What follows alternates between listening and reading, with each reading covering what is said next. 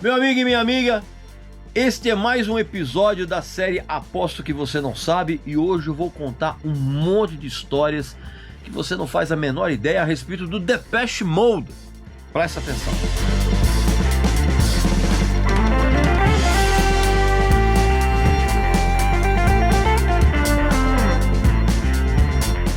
Meu amigo e minha amiga, você já me viu falando tudo a respeito da cachaça única. Cachaça mais sensacional que eu já tomei até hoje.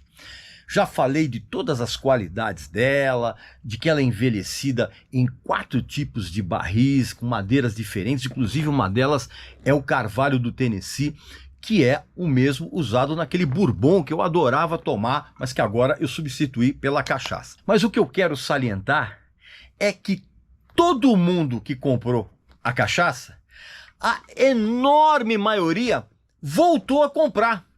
Eu, por exemplo, fiz a mesma coisa. Tamanha é a qualidade dessa bebida e a categoria dela. Então, se você não conhece, a oportunidade é agora. E se você já conhece, você já sabe. Você vai comprar de novo. Basta que você clique aqui no link abaixo, preencha o cupom de desconto com Regis Tadeu, tudo junto, e você, na hora de finalizar a compra, você vai ter 20% de desconto. Desconto sensacional. E você vai fazer exatamente o que muita gente já fez, adquirir esse néctar espetacular. Eu, inclusive, já comprei a minha garrafa nova, ó, já tá até aberta, que aroma maravilhoso. Então, não perca essa oportunidade, valeu? Meu amigo e minha amiga, dias atrás, né, um dos integrantes do Depeche Mode, né, o tecladista Andrew Fletcher, morreu. E, evidentemente, que o nome da banda veio à baila novamente, aquela coisa toda. Você já leu muitas matérias a respeito disso. Mas o que eu quero falar aqui, em mais um episódio da nossa série Aposto Que Você Não Sabe, são vários fatos, várias histórias de bastidores que você não faz a menor ideia e eu acho importantíssimo eu contar aqui para vocês. Claro que antes você vai fazer a sua inscrição aqui no canal, vai visitar a nossa loja que tem umas camisetas muito legais, essa aqui, e também vai clicar aqui embaixo na descrição do vídeo em Seja Membro, porque aí você terá a possibilidade de se tornar sócio do exclusivíssimo Clube de Membros VIP aqui do YouTube.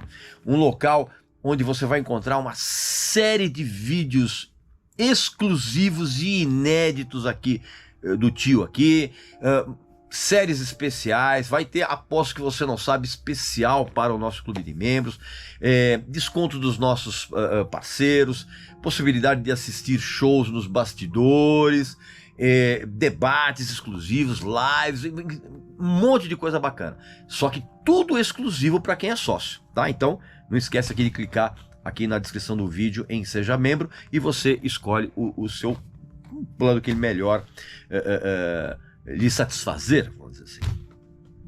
Bom, logo de cara é preciso que eu diga algumas coisas que são muito importantes. A primeira delas é que o Depeche Mode sempre foi um dos arquétipos, vamos dizer assim, dos anos 80 em termos de som e imagem.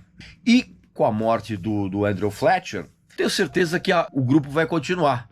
Só que vai virar um duo com o vocalista, o Dave Gahan, e o multi-instrumentista Martin Gore. Eu tenho certeza que eles não vão parar. Para você entender a importância do Depeche Mode, é preciso que a gente volte lá para trás e contextualize o surgimento, inclusive, do Depeche Mode. Claro que quem acompanha a banda sabe que inicialmente o grupo era um quarteto com o Vince Clarke. E assim eles lançaram o disco de estreia, que eu vou falar daqui a pouquinho, que é o Speak and Spell, né? Só que o que acontece? O Vince Clarke ele caiu fora, né, logo depois do lançamento da banda, e isso perdurou até o momento que eles lançaram esse disco aqui, ó. Eu vou falar de todos esses discos aqui, mas eu tô mostrando aqui para vocês, tá bom? Do A Broken Frame, né? Que foi gravado como um trio, né? Já que no ano seguinte é que o Vince Clarke foi substituído pelo Alan Wilder. Então, toda a década de 80 teve seus álbuns significativos e 2 deles vieram exatamente da banda. O subestimadíssimo Black Celebration, tá? E o clássico, Music for the Masses, né?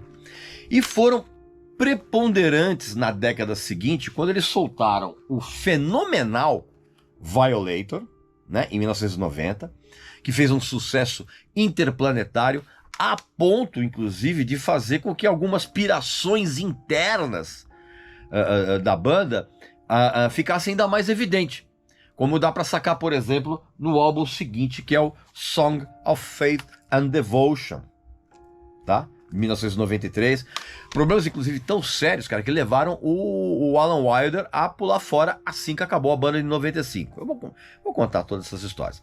E eles optaram por continuar em trio oficialmente. Pouca gente sabe que, na verdade, a banda, ela não existiria se não tivesse uma forte amizade entre o Vince Clarke e o Andrew Fletcher. E essa amizade, no começo, era tão forte que eles chegaram em 1977 a formar uma bandinha ali, né, aquela coisa adolescente, totalmente influenciada pelo The Cure. E é uma banda chamada No Romance in China, né? E o Vince Clarke, ele tocava guitarra e cantava, e o Andrew Fletcher era baixista. E depois eles continuaram a amizade e também a formar uma outra banda, que é o Composition of Sound, que na verdade não chegou nenhuma dessas bandas chegaram a gravar nada. Só que a cabeça do Vince Clarke mudou completamente quando ele ouviu o som synth pop do Orchestral Maneuvers in the Dark, que é conhecido como OMD.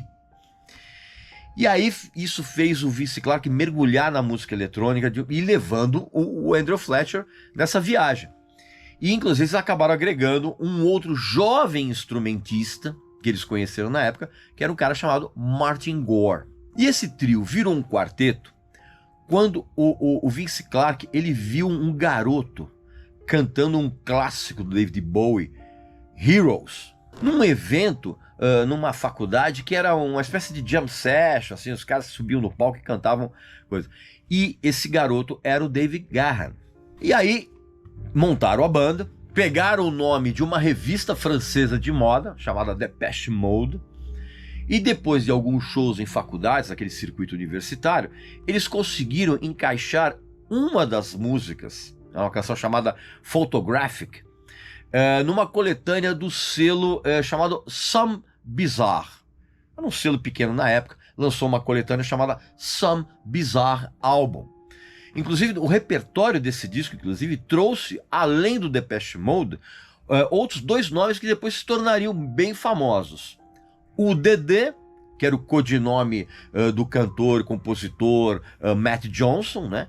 E o Soft Cell também estavam nessa coletânea. Então, e essa mesma música, inclusive, ela foi regravada quando a banda soltou o disco de estreia, que é esse aqui, ó, Speak a Spell, né? Mas antes disso acontecer, eles gravaram uma demo.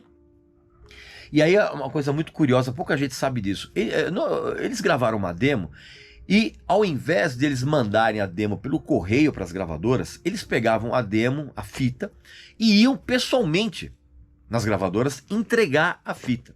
Só que tem uma história muito curiosa, cara. Como eles tinham poucas fitas, cara, eles tentavam agendar reuniões com o pessoal das gravadoras para que o pessoal tocasse a fita na frente deles, ali. Mas, enfim, eles acabaram conseguindo um contrato quando um cara chamado Daniel Miller, que também era um músico eletrônico e era dono de um selo chamado Mute Records, foi assistir a um show do Depeche Mode e gostou, e logo de cara ele fez a proposta para eles gravarem um compacto de uma música chamada Dreaming of Me, que foi lançado, esse compacto, em fevereiro de 1981. E aí aconteceu um pequeno e inesperado sucesso desse disquinho, que levou a um outro compacto, quando eles gravaram uma música chamada New Life, que também fez um sucesso, só que ainda maior. E aí levou, inclusive, esse compacto levou o quarteto a se apresentar no famosíssimo programa Top of the Pops da BBC em Londres. E os caras foram para lá. Detalhe, os caras foram de trem e carregando os teclados embaixo do braço, cara. Não tinha nem case. E aí, então, eles soltaram o terceiro compacto, que foi de uma canção chamada Just Can't Get Enough. E essa música, sim, fez um sucesso estrondoso. O compacto vendeu muito, a ponto dessa música ir para o primeiro posto da parada britânica em questão de pouquíssimas semanas. Na época que as paradas tinham credibilidade, claro, né? Não é que nem hoje. E acabou rendendo uma graninha para gravar um videoclipe, que é o único clipe que tem a presença do Vince Clarke, né? Esse clipe é famosíssimo, você vai encontrar aí na internet. E aí, consequentemente, com esse sucesso, veio o lançamento do primeiro álbum, do Speak and Spell, né? Que vendeu horrores na época, mas a crítica ficou meio dividida. Teve gente que achou muito legal, teve gente que achou um lixo.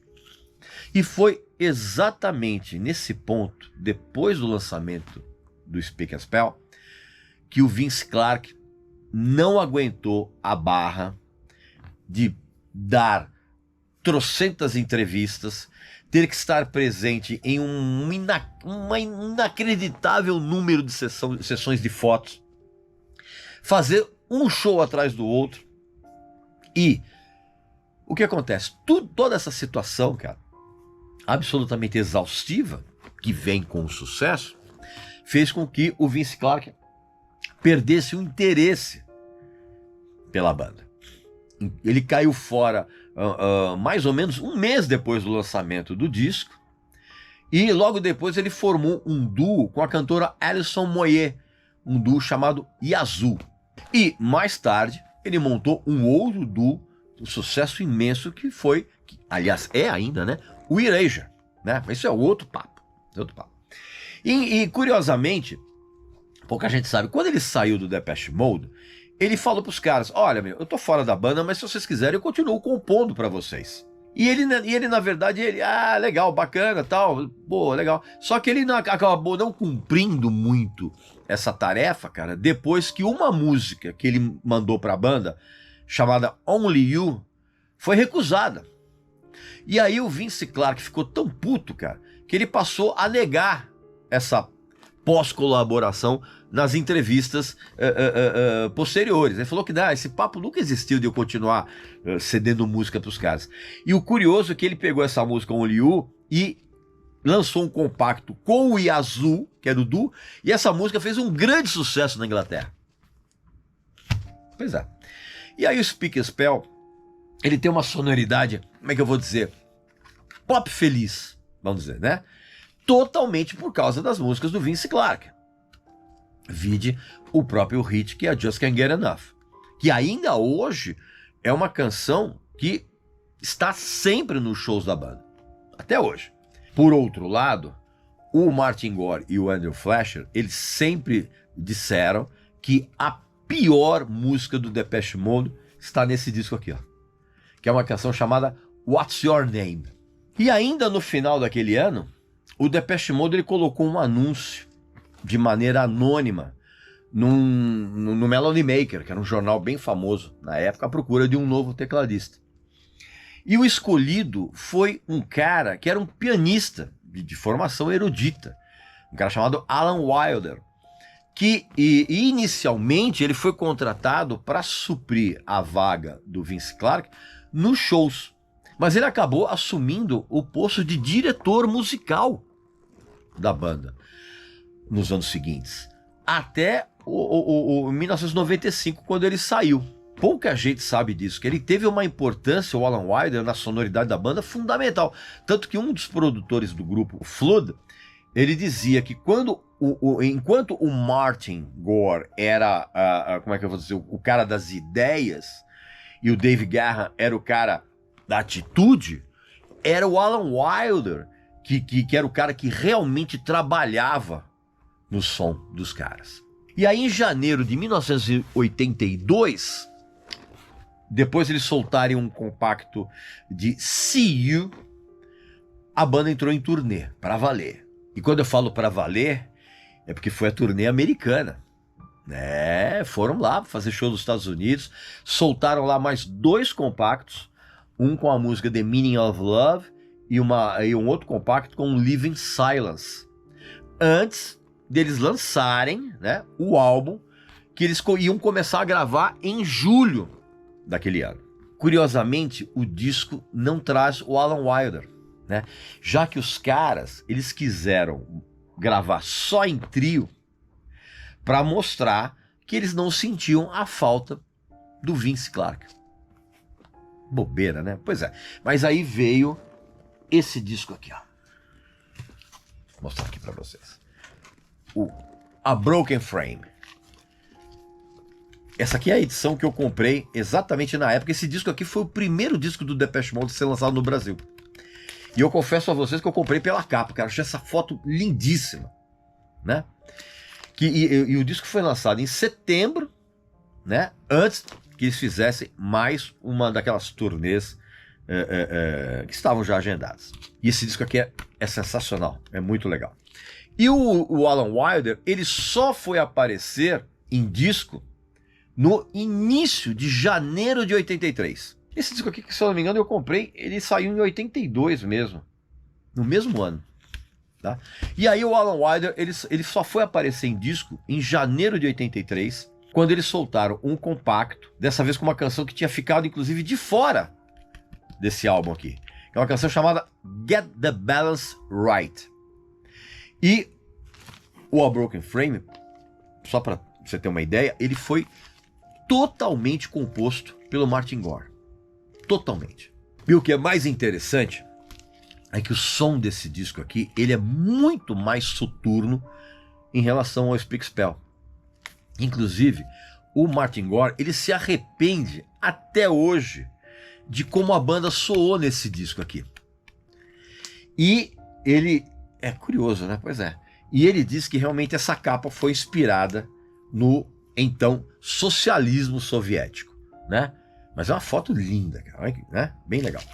E aí, quando chegou a hora de gravar o que se tornaria esse disco aqui, ó, Construction Time Again, a banda se mudou para Berlim e usou aquele famoso estúdio Hansa, que é o mesmo estúdio onde o David Bowie gravou aquela famosa trilogia de Berlim, com aqueles discos eletrônicos, que são o Low, tá?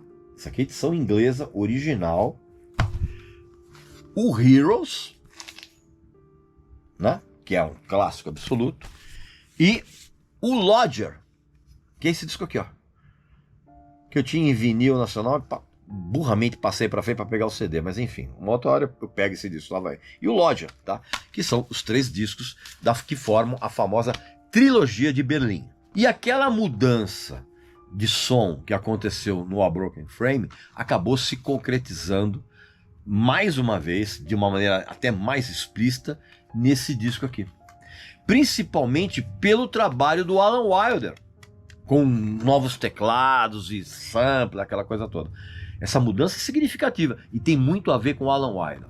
Além disso, esse é um disco muito influenciado pelo som de grupos mais experimentais, como o Art of Noise e o Einstürzen Neubauten. Uma das canções desse disco aqui se tornou um hit, que é Everything Counts. E outras duas, 2 Minute Warning e The Landscape is Changing, saíram completamente da cabeça do Alan Wilder. O que eu tô querendo dizer que dos 4 integrantes do Depeche Mode, o que menos influenciava era justamente o Andrew Fletcher. Todo mundo pensava o contrário, mas enfim. E aí esse disco, ele também, uma parte dele foi gravado no Hansa, e uma outra parte, cara, foi gravado no estúdio do John Foxx, que era o vocalista original do Ultravox, uma banda incrível. E esse disco, ele precisa ser redescoberto pelas novas gerações. E até mesmo para quem, por aqueles que curtem mesmo o som do Depeche Mode. Esse disco precisa ser redescoberto, reouvido, tá? Só que o prenúncio daquele estouro mundial do Depeche Mode, ele surgiu depois, quando a banda lançou o compacto de uma música chamada People Are People, que virou inclusive até hino de comunidades gays da época. em todo o planeta. Em todo o planeta. Apesar do Martin Gore dizer que essa música é uma canção que fala sobre racismo. Enquanto que o Alan Wilder diz que essa música, na verdade, ela fala sobre guerras. E o que é mais curioso, essa música People Are People, que é sensacional, é uma das músicas que o Martin Gore menos gosta na discografia do Depeche Mode, né, cara? Você vê que coisa incrível. E aí o que acontece? Quando esse compacto estourou, a turnê americana da banda viu uma enxurrada de fãs entupirem os shows. Pois é, lá nos Estados Unidos. E aí veio então o lançamento do álbum que tinha essa canção, o People Are People. E o disco é esse aqui, ó. Some Great Reward. Também essa aqui é a edição nacional que eu comprei na época. Pois é, em 1984. E foi um estrondoso sucesso de vendas mundiais, vamos dizer assim. Alavancado, inclusive, pelo sucesso de People Are People e também por outras duas canções. Master and Servant, né, que inclusive é uma música que quase foi banida das rádios inglesas por causa da letra que fala sobre sadomasoquismo. Inclusive essa música, a mixagem dela, só a mixagem dessa música durou uma semana, né? Porque eles tentaram gravar um som de chicote nessa música, cara, e eles não conseguiam samplear isso. Tanto que, inclusive, o que você ouve nessa música, que lembra-se um chicote, na verdade, é o Daniel Miller, né, o dono do selo Mute, assobiando e cuspindo dentro do estúdio, cara. Uma coisa muito maluca. E também pelo sucesso de Lie to Me e Blasphemous Rumors, que inclusive que é uma música que fala sobre a tentativa de suicídio fracassada, né, de uma garota de 16 anos. E também fez sucesso por causa de uma balada do Martin Gore, que ele cantou no disco, não Dave Gahan, ele cantou no disco, e ele gravou essa música totalmente pelado dentro do estúdio, que é uma canção chamada Somebody, uma balada muito legal. E inclusive, esse disco aqui, ele teve a venda no mercado americano foi muito grande, cara. E você sabe muito bem, eu já falei isso várias vezes, que o mercado americano é o mercado mais concorrido do planeta. Então, de repente, assim, a banda se tornou adorada por milhões de adolescentes nos Estados Unidos. Só que aí o som do Depeche Mode mudou de novo quando eles soltaram, em 1986, um compacto de uma música chamada Stripped, que na verdade antecedeu o lançamento do álbum Black Celebration, né? Que é um disco ainda mais sombrio que os anteriores e sensacional. E sabe por quê?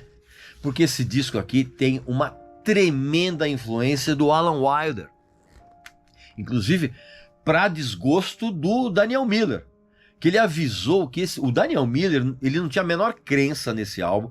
Ele, inclusive, ele disse que esse disco seria um fracasso comercial, porque as canções não tinham qualidade, isso na opinião dele, né? Não tinha nenhum hit e não tinha nada nesse disco que pudesse ser tocado nas rádios. Só que ele estava completamente errado, porque uma das canções desse álbum aqui literalmente estourou, que foi A Question of Time, que é uma canção também que está no repertório da banda até hoje. A Question of Time marcou o início, inclusive, da parceria do Depeche Mode com o diretor, o Anton Corbijn. Inclusive é uma parceria que dura até hoje, em termos de videoclipes, fotos, não sei o que tal. Tem uma outra canção aqui também, que é muito legal, que chama-se A Question of Lust, que é a segunda música que foi completamente cantada pelo Martin Gore, né? E tem evidentemente, o sucesso de Stripped, né? E então, meu amigo e minha amiga, esse disco aqui foi muito bem, ao contrário do que o Daniel Miller tinha preconizado, mas realmente o que veio depois foi um negócio avassalador. Porque em 1987 foi lançado, esse disco vai ver um clássico, Music for the Masses, né? Que vendeu horrores. E vendeu horrores porque ele foi puxado pelo sucesso dos vídeos de faixas como Strange Love, né? Que inclusive Strange Love era uma canção, ela era mais acelerada na versão original, né? Até que depois os caras não estavam curtindo tanto, até que o Daniel Miller, ele sugeriu, cara, põe essa música no andamento um pouquinho mais lento que ela vai ficar legal. E realmente virou a versão que a gente conhece, né? Então teve os clipes de Strange Love, os clipes de Never Let Me Down Again, né? Os clipes dirigidos pelo Anton. Inclusive, Never Let Me Down Again tem uma curiosidade que pouquíssima gente sabe, cara. O som de bateria desse disco foi inspirado, segundo os próprios caras da banda, no Led Zeppelin. E a letra, todo mundo pensa que é uma coisa, mas na verdade é outra. A letra de Never Let Me Down Again ela fala da alegria de se estar drogado. Inclusive, logo no primeiro verso, você vai perceber isso. I'm taking a ride with... acho que é I'm taking a ride with my best friend, que na verdade é cocaína. O best friend é a cocaína. E no finalzinho, né, na coda final dessa música, tem uma citação de uma canção do Soft Cell, chamada Torque. E também teve o sucesso do clipe da música de Behind the Wheel. Que engraçado, né, cara? Esse disco ele não teve tanto sucesso na Inglaterra, mas nos Estados Unidos ele arrebentou, cara. E aí foi esse disco o primeiro em que o Daniel Miller ele abriu mão voluntariamente de ser o coprodutor do disco, por causa das brigas durante a gravação do Black Celebration, né? Lembra que ele falou que ele não acreditava no disco? Eles brigaram muito no estúdio e ele era sempre o coprodutor e ele abriu mão da coprodução nesse álbum aqui. Aliás, o próprio título desse álbum, Music for the Masses, né, ou Música para as Massas, foi uma piada por causa da incessante pressão para que eles fizessem um som mais comercial. E duas canções desse disco aqui foram integralmente cantadas pelo Martin Gore. A primeira delas é... deixa eu ver se eu lembro aqui. Tá. A segunda canção, que é The Things You Said, e I Want You Now. Totalmente cantadas pelo... Todo mundo pensa que essa música é cantada pelo Dave Garrett. Não é. Essas duas músicas são cantadas pelo Martin Gore.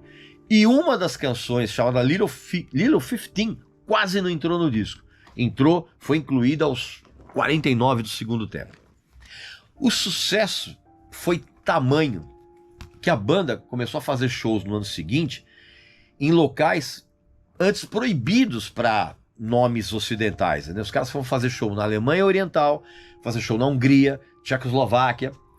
E o sucesso nos Estados Unidos foi tamanho que eles acabaram fazendo até um filme documentário chamado 101, que foi filmado, inclusive, pelo cultuado diretor de cinema, o D.A. Pennebaker, e que rendeu, igualmente, um álbum ao vivo, que eu estou atrás da edição original inglesa desse disco duplo. Uma hora eu vou encontrar. Em LP, claro. E esse título foi batizado com a última, porque na verdade era o número da última apresentação da turnê daquele ano. E foi uma sugestão, sabe de quem? Do Alan Wilder. E aí, quando a gente pensava que a banda não poderia ir ainda mais longe, vamos dizer assim, em termos de sucesso, veio um disco produzido exatamente por aquele produtor que eu falei no começo do vídeo, o Flood, que logo de cara rendeu um compacto com uma canção simplesmente inacreditável, de tão legal. Personal Jesus, que foi a primeira canção da banda a ter uma guitarra como instrumento predominante. E a letra dessa música, na verdade, ela foi inspirada num livro da viúva do Elvis Presley, a Priscilla, um livro chamado Elvis and Me. E essa música, Personal Jesus, acredite se quiser, é até hoje uma das canções favoritas em todos os tempos do John Lydon, né? e do Robert Smith, do The Cure. Eles consideram essa música como uma canção perfeita. E eles não estão errados. E aí veio então uma extensa campanha de marketing e as vendas foram astronômicas desse compacto. Assim como aconteceu com o compacto seguinte de uma música, que inclusive esse compacto foi lançado em janeiro de 1990, que é Enjoy the Silence, que originalmente era uma balada do Martin Gore, que depois foi insistentemente, como é que eu vou dizer assim, depois de muita insistência do Alan Wilder, para que essa música se transformasse de uma balada para um som mais eletrônico. Você está percebendo a importância que o Alan Wilder teve no som do Depeche Mode? Pois é. E aí essas duas músicas tiveram os clipes em altíssima rotação nas MTVs da vida, nos programas de clipes, e tudo isso ajudou absurdamente as vendas desse álbum aqui, ó, que é o meu favorito na discografia do Depeche Mode, que é o Violator. Tá?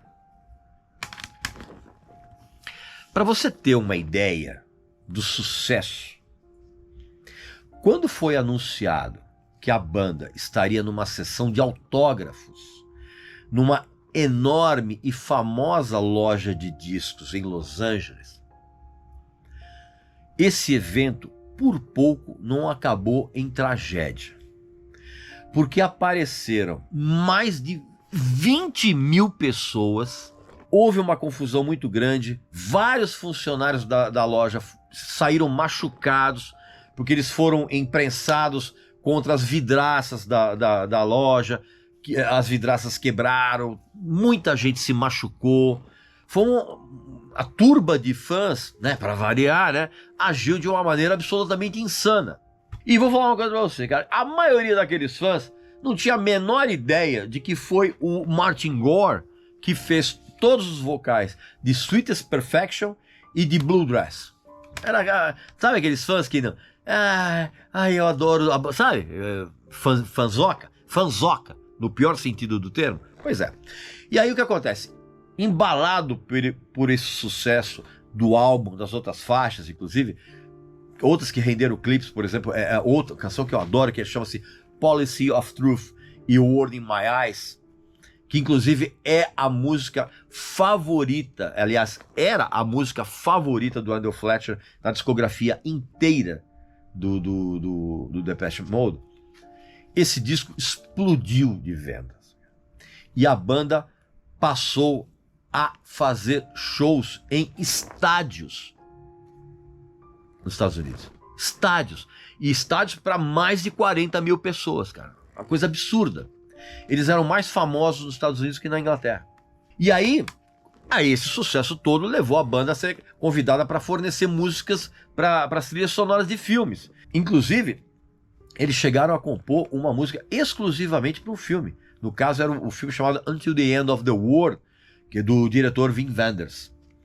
E aí aconteceu uma exposição midiática, né, de venda, sucesso e tal, que enlouqueceu todo mundo, inclusive os caras da banda, né? E aí começaram a surgir problemas muito sérios. Só que, meu amigo e minha amiga, eu vou falar a respeito desses problemas e de todo o restante da história lá no meu clube de membros VIP. Exatamente. Eu falei para vocês, tem material exclusivo. Então, os problemas que aconteceram e todo o restante da história do Depeche Mode, você aposta que você não sabe, estará disponível, aliás, esse vídeo na íntegra, né? Com a segunda parte, estará disponível para quem é sócio do nosso clube de membros VIP. E você pode ser sócio, evidentemente, clicando aqui embaixo em Seja Membro e escolhendo o seu plano, porque lá você vai ter exatamente isso, acesso a um material inédito e exclusivo, como a segunda parte desse Aposto que Você Não Sabe com Depeche Mode. Tá bom, gente? Então, um abraço para você, para sua família, para seus amigos, muita saúde. E não esquece de fazer a sua inscrição aqui, visitar a nossa loja, aquela coisa toda. E, claro, ser membro do nosso Clube de Membros VIP, tá bom? Um abraço e até a próxima.